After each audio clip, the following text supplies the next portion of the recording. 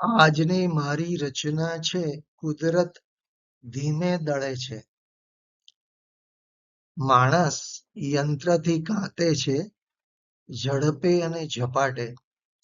કાપડ વણાય છે નવું, અંગ ઢંકાય છે શણગારથી. સીમિત યંત્રની શક્તિ, સૂતર તાંતણા બંધાય છે. બાહ્ય સ્વરૂપ સજાવે છે, દેહની શોભા વધારે છે. પણ કુદરત ધીમે ધીમે દળે છે, અદ્રશ્ય ચક્રોમાં, સમયના સથવારે, પરિવર્તનના પ્રવાહોમાં. નથી એને ઉતાવળ, નથી કોઈ બંધન. માનવનું કલેવર બદલે છે, કરે છે નવ સર્જન. આત્માને એ પોષે, સૂક્ષ્મ રૂપે એ રમે.